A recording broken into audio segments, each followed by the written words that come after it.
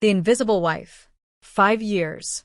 5 long, suffocating years I let Nathan Carter shrink me into a shadow, a quiet, agreeable wife nodding through his condescending rants about his complicated financial empire, my literature PhD dismissed as a decorative trifle. I'd sit across from him at our polished oak dining table in our overpriced Connecticut Colonial, a house that screamed wealth but felt like a gilded prison, watching him swirl bourbon in a crystal tumbler, his voice thick with smugness as he leaned back, tie loose like a Wall Street kingpin after a kill. "It's complicated, Evie," he'd say, smirking over the rim of his glass. "Takes a finance brain, sweetheart. Stick to your books. Leave the real world to me." He didn't get it, didn't want to. Literature isn't just pretty words. It's a masterclass in human nature, in catching lies in a shifted tone, tracing motives through silence, piecing together patterns others miss. While he bragged about tax shelters over rare steak at client dinners, his voice booming across dimly lit rooms thick with cigar smoke, I filed away every word, dates, names, sums he assumed I'd never question, never understand.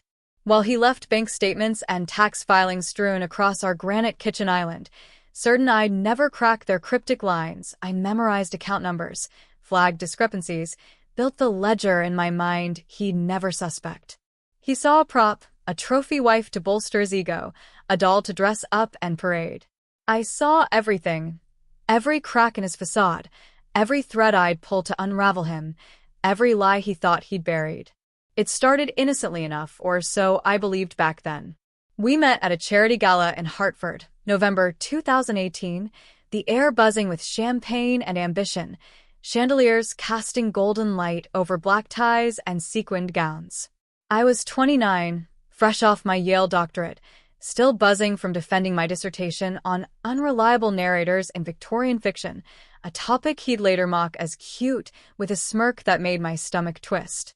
He was 35, a rising star in wealth management. Sharp suit, sharper smile, charisma dripping from him like honey. He swept me off my feet with promises of a life beyond dusty lecture halls, a world of luxury and power I'd never dreamed of touching. "You're my dreamer," he'd said in those early days, kissing my forehead, his voice warm with what I mistook for love. By year 2, the mask slipped. I saw he wasn't charmed by my intellect. He was threatened by it. So he buried it under sarcasm and smirks, chipping away at me until I fit the mold he wanted. Evelyn Carter, the perfect step-forward wife, polished, pliable, a silent partner in his grand performance. He'd trot me out at client dinners, my navy dresses and practiced smiles a backdrop to his brilliance, the clink of wine glasses punctuating his self-aggrandizing tales.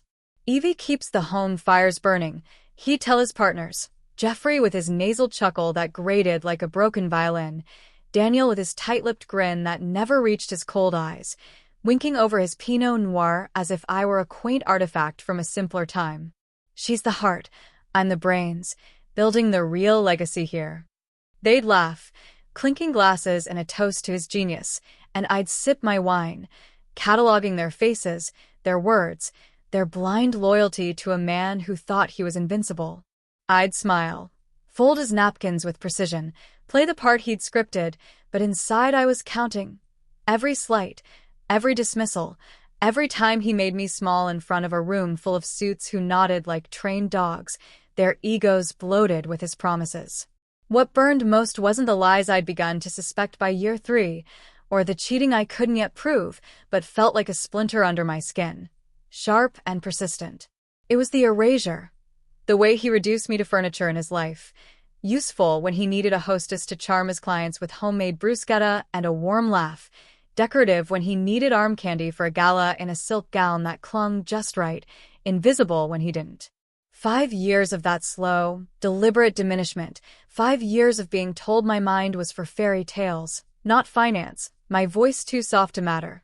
Left me done playing his fool, done letting him write me out of my own story. I wasn't just angry, I was awake, and that awakening was a quiet, dangerous thing. The rainy revelation. It all crystallized on a dreary Tuesday, March 12th, 2024. Rain hammered the windows of our colonial, a relentless drumbeat that echoed the unease I'd carried for months, a gnawing sense that something was rotting beneath Nathan's polished surface. He was in the shower, warbling, "Fly Me to the Moon," off-key through the steam, his voice bouncing off marble tiles like a mockery of the life we'd built, while his laptop hummed on the kitchen island where he'd left it after a late-night call with Jeffrey. He never locked it. Why would he? I was too harmless to snoop, too lost in my little books to threaten his carefully constructed world. I was scrubbing a skillet, the sponge cutting through grease with a rhythm that steadied my hands, a podcast on Victorian ghost stories droning in my earbuds, when a notification pinged through the quiet, sharp and insistent like a gunshot. Last night was unreal. Can't wait for next time when she's at her parents'. Sender, Vanessa Miller. My stomach dropped like I'd been kicked, the skillet slipping into the sink with a dull clang that reverberated through the empty kitchen. Vanessa, my sister Claire's college roommate from their NYU days, the loud-laughing brunette who'd crashed on our couch during grad school, who'd hugged me at Christmas with a grin full of teeth, who'd raised a glass to our storybook marriage at our 3rd anniversary party 2 years back, her toast dripping with irony I'd been too naive to catch.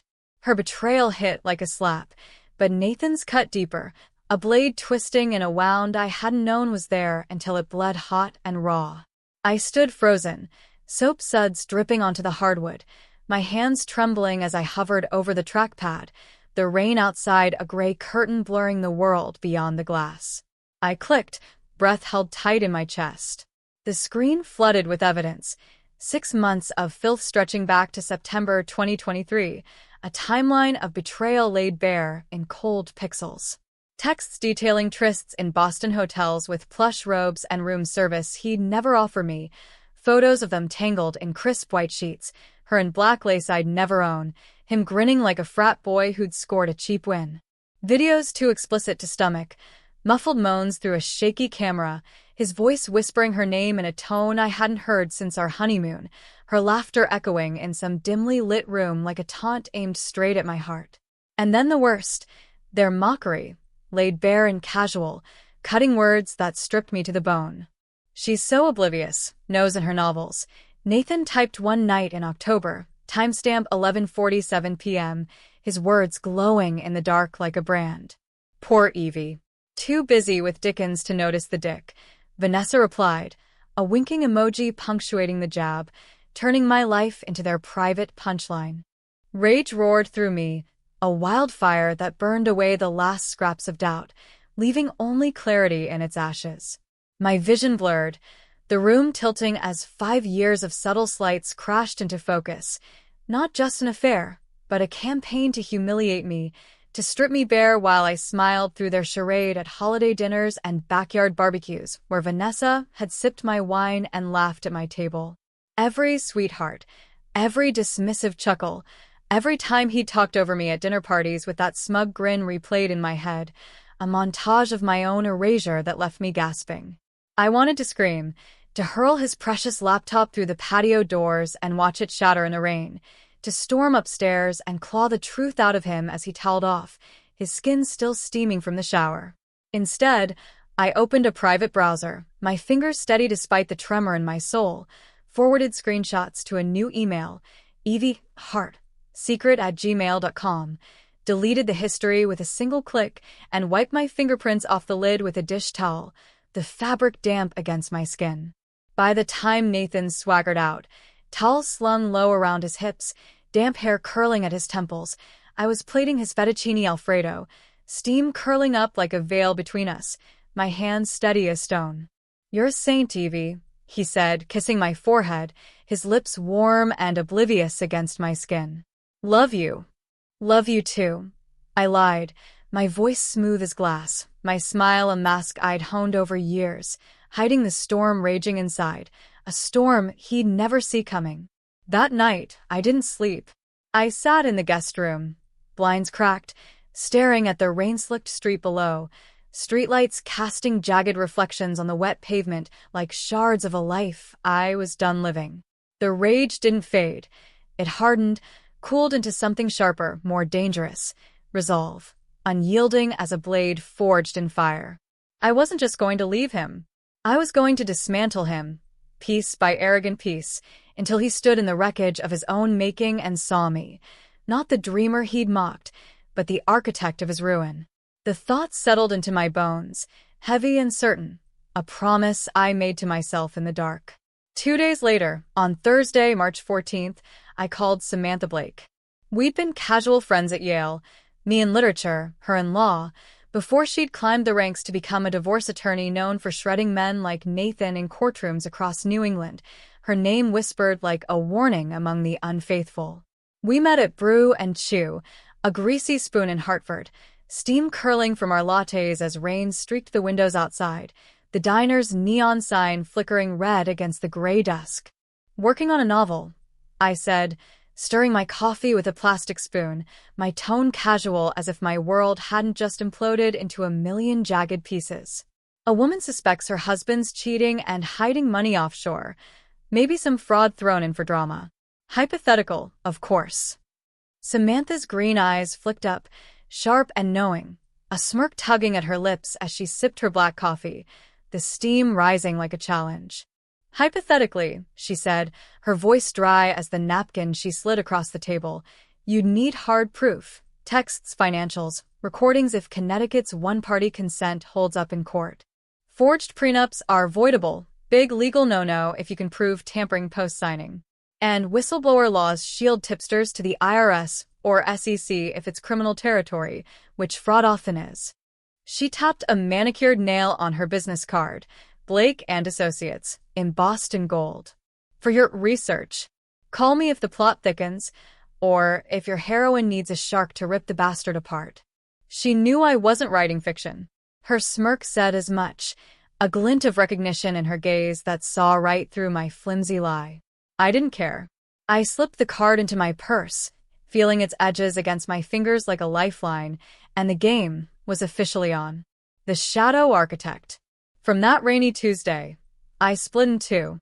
To Nathan, I was still Evelyn Carter, brewing his coffee each morning, 2 sugars, oat milk, a dusting of cinnamon that lingered on my hands, asking about his day with feigned interest as he scrolled his phone, glazing over when he launched into jargon-filled rants about Q4 projections and Cayman trusts that echoed through our open-plan living room. "You're a good listener, babe," he'd say, feet propped on the ottoman, oblivious to the irony of praising my silence while I memorized his every word. I'd nod, tracing the rim of my mug with a fingertip, my face a blank slate while my mind churned, plotting, dissecting, laying traps he'd never see. But alone, I was a predator stalking prey too arrogant to notice the net tightening around him. I bought a burner phone from a sketchy electronic shop in New Haven, cash only, no questions asked, the clerk barely glancing up from his comic book as he slid the prepaid Nokia across the counter, its plastic casing cold in my hand. I set up a private email, Evie, heart, secret, and started digging. My nights spent hunched over my laptop in the guest room, blinds drawn tight, the house silent save for Nathan's snores drifting down the hall like a metronome to my revenge. His arrogance made it laughably easy. He took business calls on speakerphone in our living room, his voice booming as he tossed out terms like Shell LLCs and off-the-books consulting, oblivious to me ironing his shirts 5 feet away, the steam rising in clouds as I pressed creases into his Brooks Brothers button-downs with surgical precision. "She's in her own world," he told Jeffrey one evening, chuckling over the hum of the iron, his words dripping with condescension as he sipped his bourbon. "Harmless as a kitten, doesn't even know what a write-off is." I smiled to myself, folding a cuff just so, and kept listening, every syllable a nail in the coffin I was building, every laugh a shovelful of dirt on his grave. I ordered tiny recording devices online, discreet bugs from a spy shop, shipped to a P.O. box I'd rented under my maiden name, Evelyn Hart, a name I hadn't used since our wedding day, but now felt like a reclaiming of who I'd been before him. I planted them strategically around the house, one behind the bookshelf in his study, nestled among his golf trophies and a framed photo of us at that first gala, his arm around me like a prize he'd won, another under the kitchen table, taped beneath the wood where he'd never think to look, a third slipped into the frame of our wedding photo on the mantel, the glass cool against my fingers as I slid it in, the irony too perfect to resist. They captured gold. Nathan bragging about fake invoices to his accountant over a late-night bourbon, his voice casual and slurred.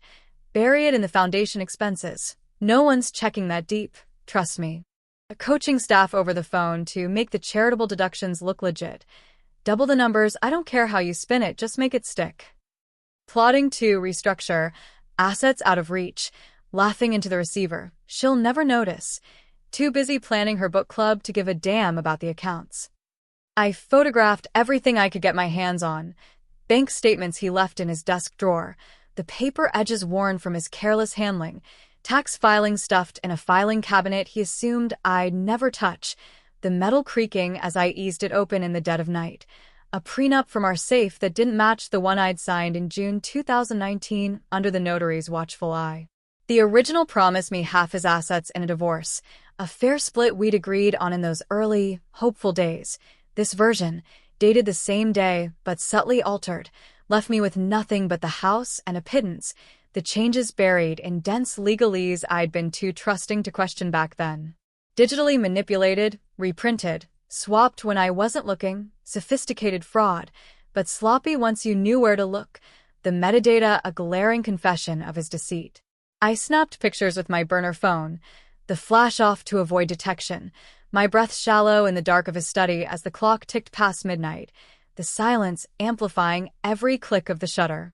Samantha became my lifeline, my co-conspirator in a war Nathan didn't know he was losing.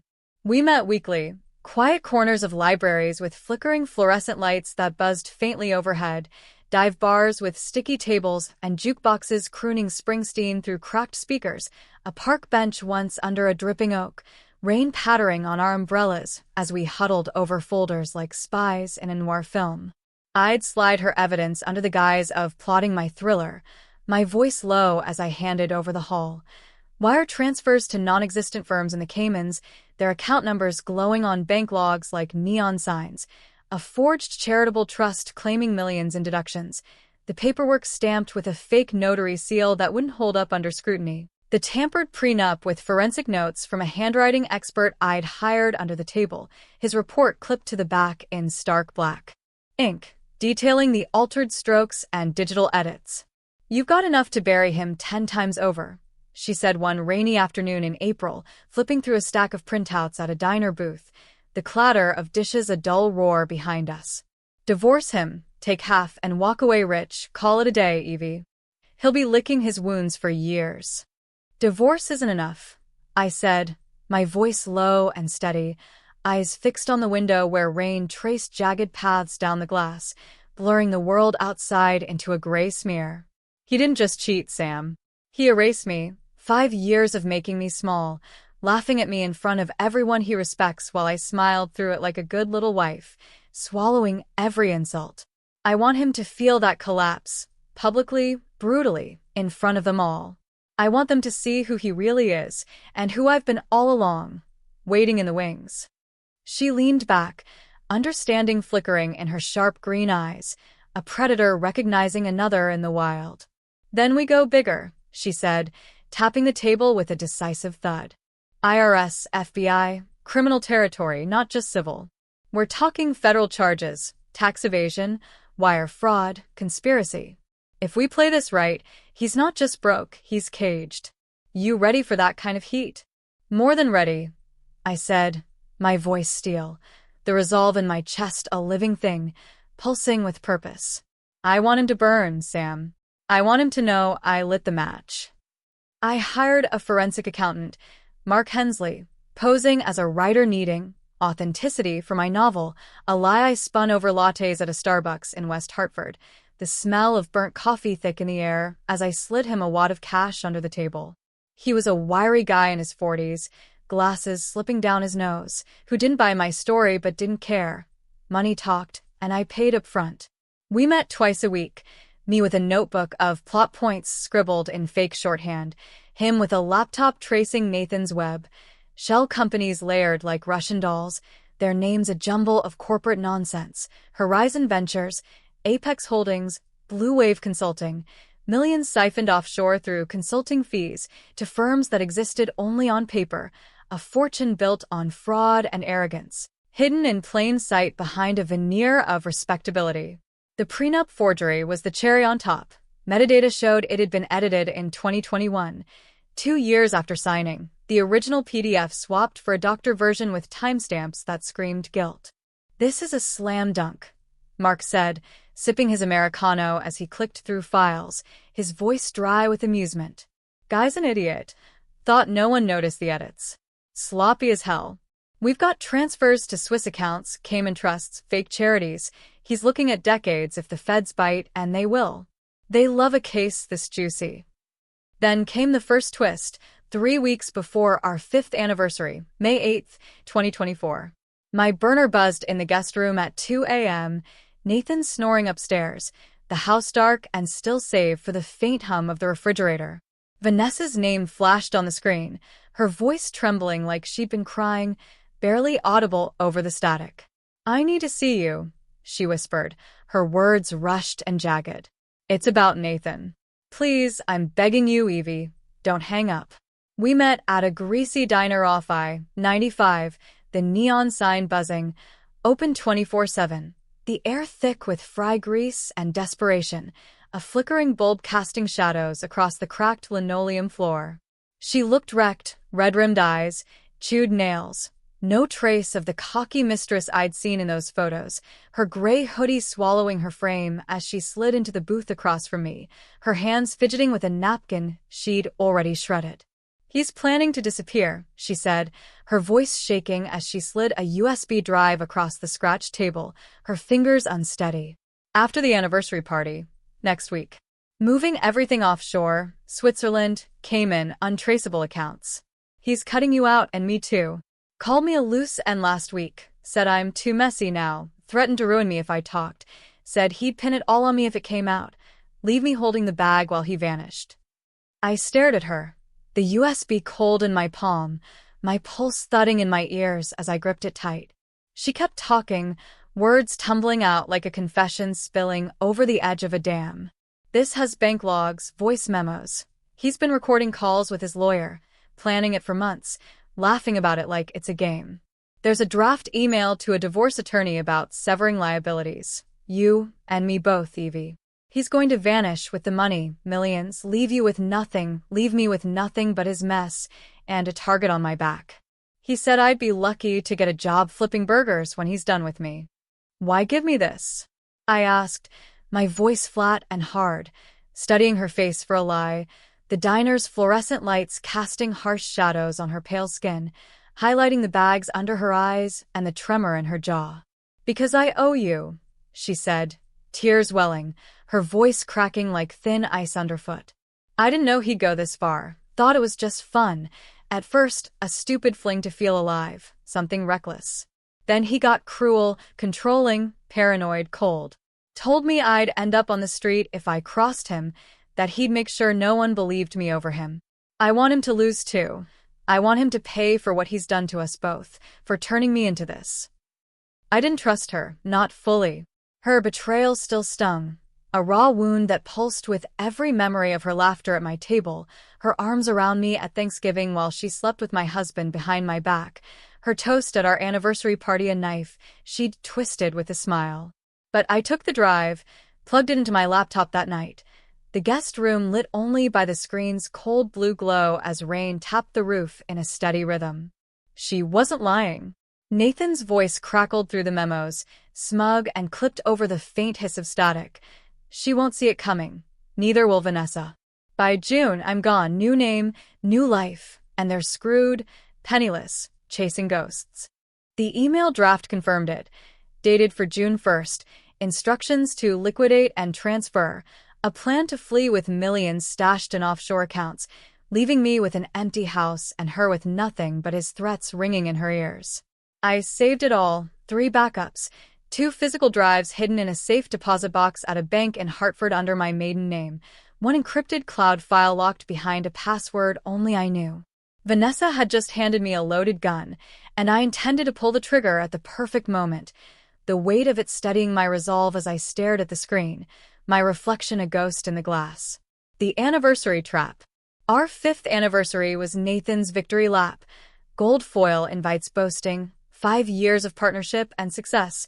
At Harlow's, a swanky Hartford steakhouse perched on the banks of the Connecticut River, its brick facade glowing under strung lights that swayed in the evening breeze. He'd orchestrated every detail. Private magnolia room with chandeliers casting soft amber light over hardwood floors, a long mahogany table set for 30 with silver-trimmed stemware, his cronies seated close to bask in his glory, my family relegated to the edges like afterthoughts in his grand narrative. I arrived early on May 31st, 2024, at 6:30 p.m., in a navy silk dress he'd once mocked as faculty wife chic, its hem brushing my knees as I slipped a manila folder and Vanessa's USB into my purse, the weight of them grounding me like an anchor. Samantha texted from a burner at 6:45. Feds are briefed, on standby 2 blocks away. 9 p.m. They'll move when you signal with the folder drop. You're clear. Make it count. Guests trickled in under the soft hum of classical music, Jeffrey with his nasal laugh, slicked back hair gleaming under the lights. Daniel with his tight smile, adjusting his cufflinks with nervous precision, their wives in pearls and forced grins, air-kissing me with practiced warmth as they complimented my dress, their voices high and brittle like glass about to shatter. My sister Claire arrived at 7 o'clock, her dark eyes narrowing at Nathan's entourage as she hugged me tight, her floral perfume a fleeting comfort against the tension coiling in my chest like a spring wound too tight. "You okay?" she whispered, her hand lingering on my arm, her brow furrowed with concern that cut through the noise. "Better soon," I murmured back, squeezing her fingers, my heart steady despite the storm brewing inside, the countdown ticking in my head. Nathan swept in at 7:30, all charisma and Creed cologne, a king entering his court with a flourish that turned heads and silenced murmurs. He kissed my cheek, his lips lingering as he murmured in my ear, "Just smile tonight. Babe, look pretty for me. Let me handle the heavy lifting. Big night for us, gonna make some waves with the boys, seal some deals." I nodded, sipping Pinot Noir from a crystal glass, the wine's deep red catching the light as I counted the minutes, watching the room fill with his pawns. Appetizers circulated, shrimp cocktail on crushed ice, bruschetta with glistening tomatoes, each clink of silverware a quiet tick toward chaos as the clock edged toward 8:45. The room buzzed with small talk, Jeffrey boasting about a new yacht docked at Mystic, his voice loud and grating over the hum of conversation, Daniel nodding along, his eyes darting to Nathan like a loyal hound awaiting a command, their wives trading gossip about a neighbor's affair, their laughter sharp and hollow as they clutched their wine glasses.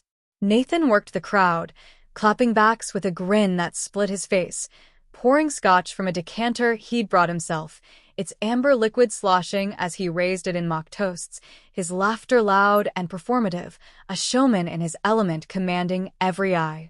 I sat quietly at his side, my wine glass cool against my palm, my face a mask of calm as I watched him play the room, every move a step closer to the edge he didn't know was there, every smirk a spark to the fuse I'd lit. At 8:45, Daniel stood, glass raised, his wiry frame silhouetted against the chandelier's glow, his voice smooth with rehearsed charm. To Nathan and Evelyn he said, "The perfect team, 5 years strong, a partnership built to last." Nathan grinned, taking the stage like a born showman, his glass of scotch in hand, his eyes glinting with triumph as he surveyed his audience. "5 years ago, I took a safe bet," he said, his voice smooth as whiskey, commanding the room with a presence that filled every corner like smoke. "Married the quiet professor who loved books more than balance sheets. Thought I'd have to drag her into the real world kicking and screaming.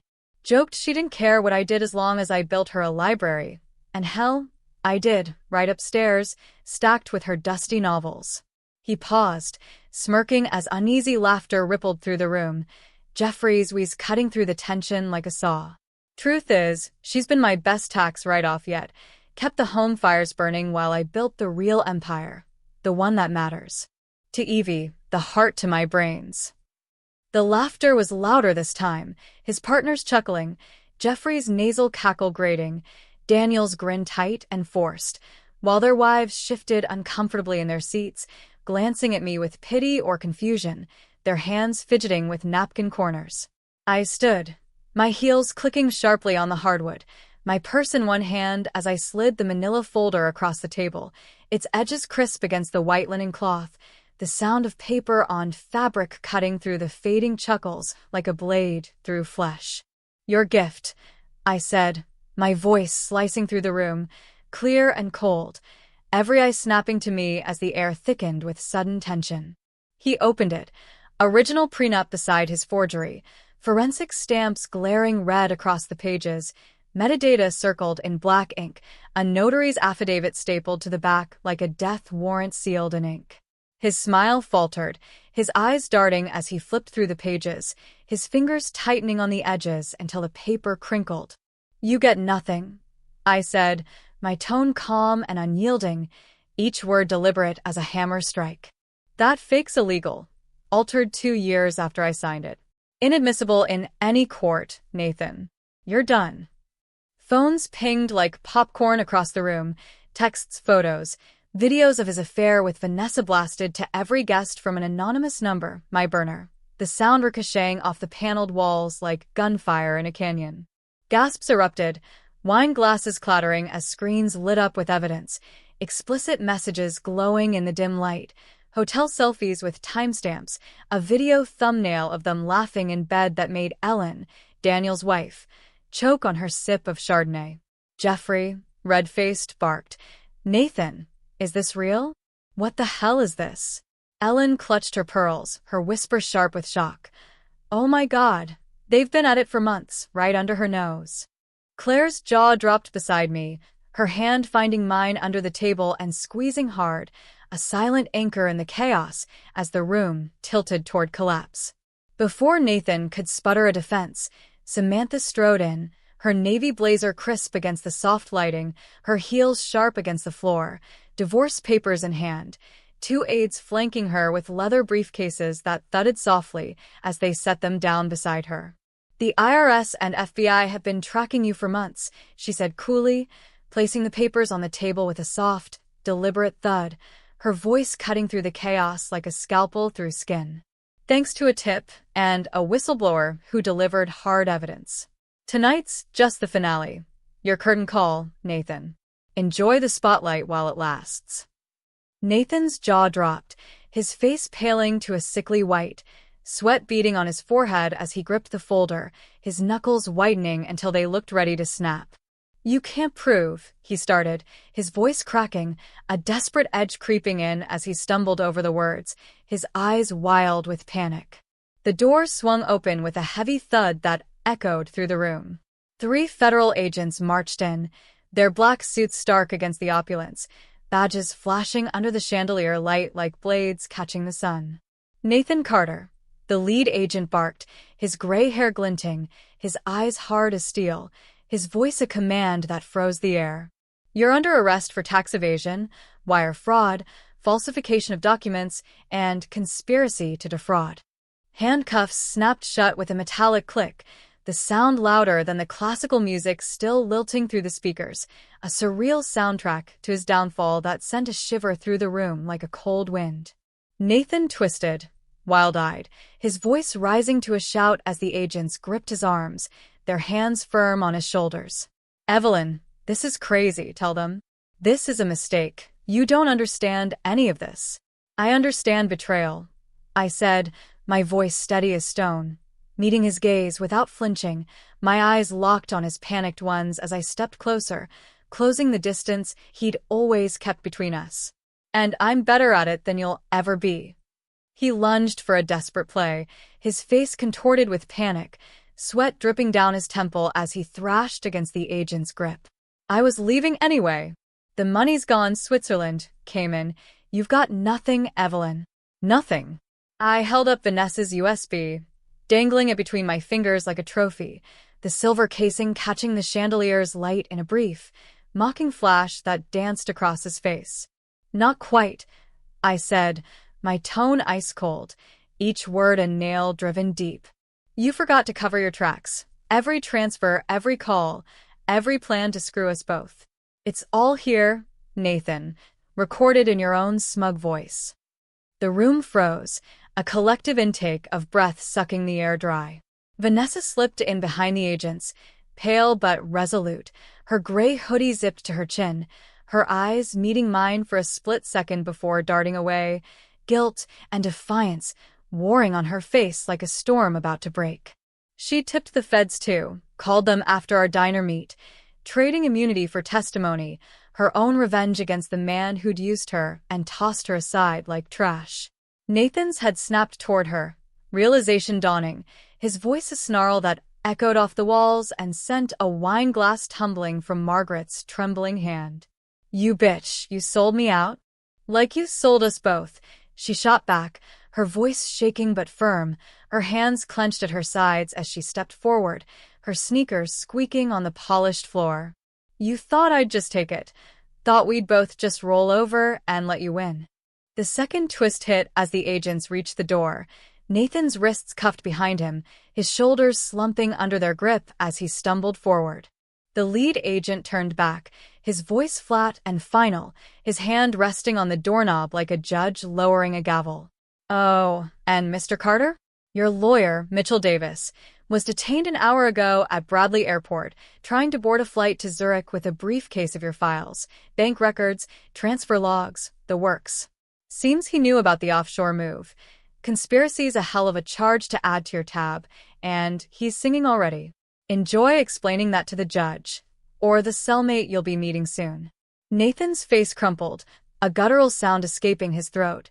Fear, fury, defeat all at once, his knees buckling slightly before the agents yanked him upright, his shouts turning to a pathetic whimper.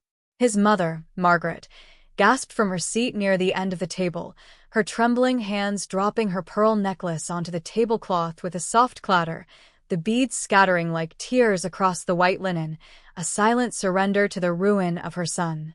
She stood, smoothed her silk dress with shaking fingers, her face ashen as a ghost's, and walked out after her husband, George, who'd already slipped away into the night, leaving their golden boy to the wreckage without a word, their footsteps fading down the hall. Jeffrey muttered about lawsuits under his breath, backing away from the table like Nathan was a plague, his abandoned scotch sweating on the wood in a puddle of condensation. Daniel stared at the forged prenup, shaking his head slowly, his voice low and disbelieving as he pushed his chair back. "You're done, man, done. You dragged us all into this shit." Claire grabbed my arm, her grip fierce, her voice low and awed as she leaned in close, her breath warm against my ear. "You're unreal, Evie, a goddamn badass. I can't believe you pulled this off. I mean, I can, but damn, sis, you're a force." "Took long enough," I said, a real smile breaking through, raw and unfiltered, as I squeezed her hand back, the warmth of her touch grounding me in the chaos, a tether to the life I was reclaiming. The agents hauled Nathan out, his shouts echoing down the hall. "This isn't over. You'll regret this, Evelyn." Until the heavy doors shut behind him, silencing him with a final, resounding thud that reverberated through the room like a gunshot's echo. The space imploded quietly, guests scattering like spooked birds, some horrified, clutching their purses as they fled through the side exits, some whispering about poor Evelyn like I hadn't just orchestrated the takedown of the decade, their heels clicking in a frantic retreat across the hardwood as they avoided my gaze. The anniversary cake, 5 tiers of ivory roses and edible gold, sat untouched in the center of the table, a monument to a lie, its sweetness mocked by the bitter truth that hung in the air like smoke. I stared at it for a long moment, letting the image sear into my brain, the last vestige of a life I'd never decorate for someone else again, then turned away, my shoulders squared, my breath steady, my pulse thrumming with a victory I could taste. The reckoning. Samantha handed me a slim folder, divorce papers, asset transfers, a victory sealed in ink and blood, her aides already packing their briefcases as the room emptied, the clatter of their movements a faint backdrop to her words. "The house is yours," she said, smirking as she leaned against the table, her blazer catching the chandelier's light in a sharp line. "Snagged it in that refinance he signed blind last year. Too busy preening to read the fine print, the arrogant bastard. He's not just facing prison, Evie, he's facing ruin." Civil suits from his partners piling up already. Federal liens locking down every account he's got left. Asset freezes that'll strip him to the bone. He won't walk away from this. Not in this lifetime. Not with the IRS and FBI sinking their teeth in. You're free, and he's cooked. 20 years minimum if the feds stack the charges right, and with Vanessa's testimony and your tip, they've got a buffet to choose from. The whistleblower angle sealed it. He's got no moves left, no cards to play. Perfect, I said, slipping the folder into my purse, the weight of it grounding me as I zipped it shut, the sound sharp and final in the quiet. Claire stayed close, her arm around me as the last guest slipped out, the soft clink of glassware being cleared by shell-shocked staff, the only sound left in the wreckage of Nathan's grand night. "You okay?" she asked, her brown eyes searching mine, worry and pride tangled together in her gaze, her dark hair falling loose from its bun as she tilted her head.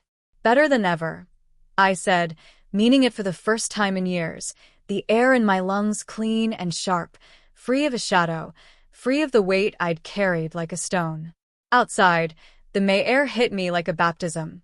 Cool, crisp, carrying the scent of rain and the river's faint tang across the waterfront, the strung lights swaying gently in the breeze over the cobblestone path. Nathan's empire was rubble, his partners abandoning ship like rats fleeing a sinking hull, his mother's pearls a silent surrender on the table, his father's absence a final cut of the cord. I drilled the holes, lit the match, and watched it burn, watched him burn, and I was still standing, unbroken, unbowed, the night sky above me vast and open, a canvas I'd paint myself. The new chapter. August 28th, 2025, I stood in Riverside Community College's classroom, Dr. Evelyn Hart again, Carter shed like ash. Students debated Gatsby, voices clashing, sunlight streaming in. Did Daisy love him? Mia asked, eyes bright. What's the text hiding?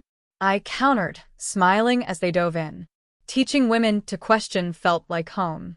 At the cafe, a chalkboard read, Financial Freedom for Women, Wednesdays at 4 p.m. with Dr. Hart.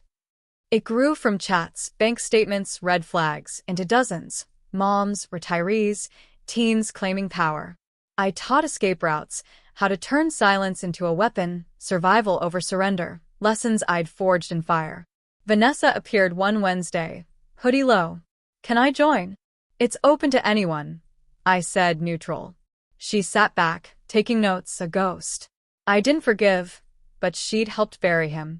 Enough. My publisher emailed, hidden in plain sight, November release, pre-orders soaring. Nathan's trial loomed, but he was a footnote. I poured Pinot Noir, hit record. I'm Evelyn Hart. 5 years ago, I was invisible, dismissed, betrayed. Now I teach women to win. Subscribe, the next story might be yours. The light blinked off. My script, my rules.